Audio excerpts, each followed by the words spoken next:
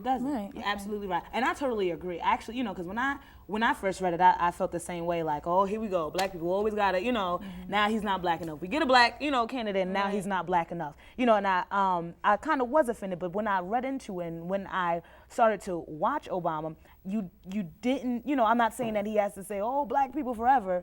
But at times I kind of felt as if he was totally colorblind. And I say that because even though race isn't everything, being a black person in America, you know that it is a big chunk of it. You know what I mean? So sometimes, you know, it was as if, you know, oh, let's not blame it on race. But in some circumstances, you kind of have to look at it like that.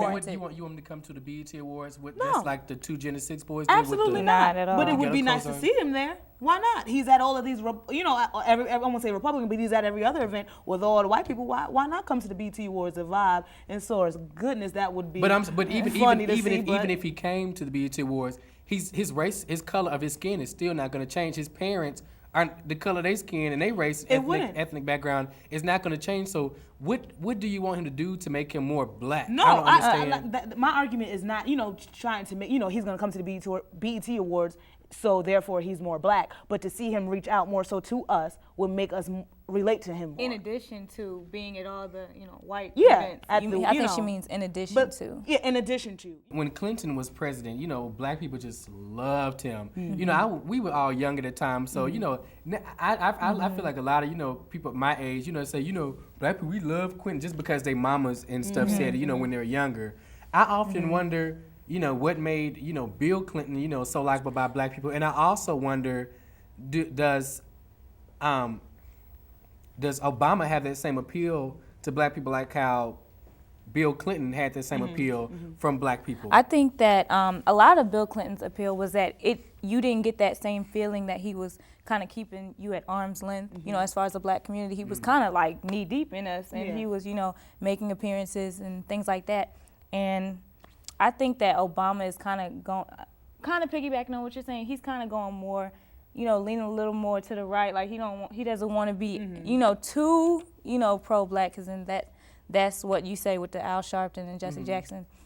I never think he would get as extreme as they did, but, you know, it's kind of like, you know, bad to associate, you know, society-wise. It's bad to associate too closely with black people. As a black person, you know, when you rise in the ranks and you become successful, it's kind of like now you have to. It just seemed like to me by us saying, you know, we want him to be more black. That's almost like saying a white candidate, if you weren't part of the KKK movement, that you not being white enough and we don't want you. You know what I mean? It's just I totally understand. Like that's not important to me. The important thing is that he, you know, that Obama really focuses on, Obama and Clinton, whoever's running, focus on the issues, and that's, you know, what really matters. You know what I mean? And absolutely does. The issues, you know, we have war, we have poverty, you know, health insurance. I mean, these are all prevalent issues. Right. But again, you know, I won't say that I'm siding with these people who saying he isn't black enough. I don't, you know, I'm not going to say I'm totally on that side. But what I will say is that I can kind of understand their argument. I can see why they feel that, you know, these, you know, the issues of race aren't being brought up. I'm not saying use it all the time. You know, but I am saying, you know, acknowledge that the race issues exist. Okay, well, when we come back, we'll discuss which candidate we think the country is ready for.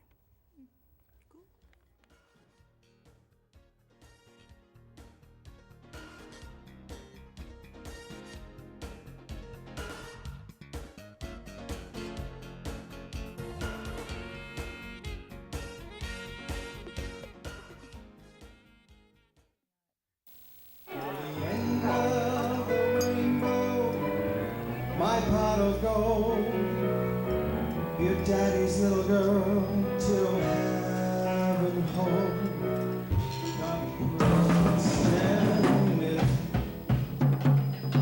It's easy to tell if you've had way too many.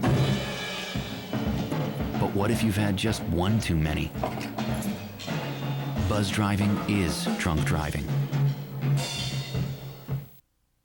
I'm a senior in high school. And if you read Statistics are telling us that 4 of you will drop out of school. Maybe you even think you'll drop out. Take one of these cameras and pass it around, because over the next several months, we're going to let you guys tell your story. We're going to give you cameras so that you can tell it the way you want. So basically what you guys are meant to be filming are the obstacles you face on a daily basis in high school and on your way to graduate. Okay, so everybody know how to turn these on? Go online to see our story. He has touched the lives of our youth as well as our seniors. He's fought for better living, worked hard to serve America. He comforts people when people need to be comforted. He's a staple in our community. Side of Hash Browns is just the kind of principled and proven leader we need. Elect Side of Hash Browns in the midterm elections. If you're not voting, then who are you electing?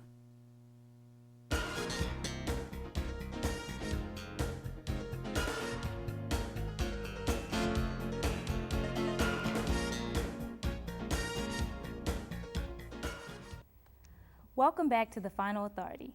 I'm Amber Eddings, and on the panel with me I have Deshauna Wiggins. and Brian Isaac Marshall. Okay.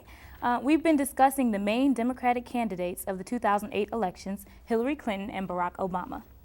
And the first question we want to ask is, which candidates do you think that the country is ready for, either an African American or a woman? Wow, it's crazy, like, to actually know that there might potentially be Right. an African American man to be the next president of the United States of huge. America. What number are we on?